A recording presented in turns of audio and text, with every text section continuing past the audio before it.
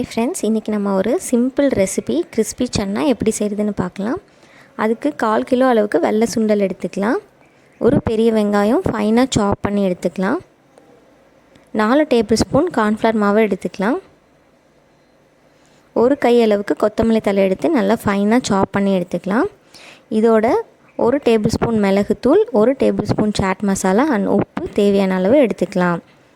நான் இந்த வெள்ளை சுண்டலை நைட்டே ஊற வச்சு வேக வச்சு எடுத்திருக்கேன். இப்போது இதில் இருக்க தண்ணியை கம்ப்ளீட்டாக வடித்து எடுத்துக்கணும். அதோட 1 டேபிள் ஸ்பூன் மிளகுத்தூள் ஆட் பண்ணுறேன். உப்பு தேவையான அளவு ஆட் பண்ணிக்கலாம்.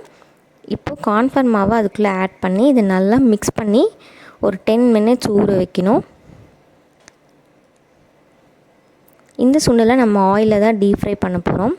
அதுக்கு எண்ணெய் தேவையான அளவு எடுத்து நல்லா ஹீட் பண்ணிக்கோங்க. நம்ம மிக்ஸ் பண்ணி வச்சுருக்க சுண்டலை கொஞ்சம் கொஞ்சமாக இதில் ஆட் பண்ணி நல்லா கோல்டன் ப்ரௌன் வர அளவுக்கு நம்ம நல்லா ஃப்ரை பண்ணி எடுத்துக்கலாம்.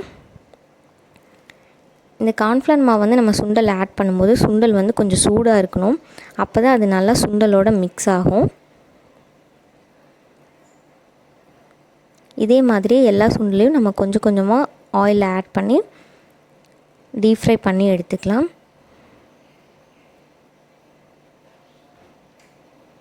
இப்போ நம்ம ஃப்ரை பண்ண சுண்டலை ஒரு மிக்சிங் பவுலில் ஆட் பண்ணி அதோட வெங்காயம் அண்ட் கொத்தமல்லி தழை நம்ம நறுக்கி வச்சுருக்கிறத உள்ளே ஆட் பண்ணிக்கலாம்.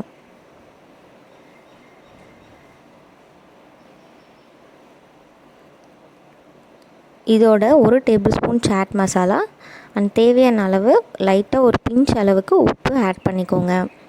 இதை நல்லா மிக்ஸ் பண்ணி விட்டால் நம்ம சூப்பர் டேஸ்ட்டான கிறிஸ்பி சன்னா நமக்கு ரெடி ஆகிடுச்சு.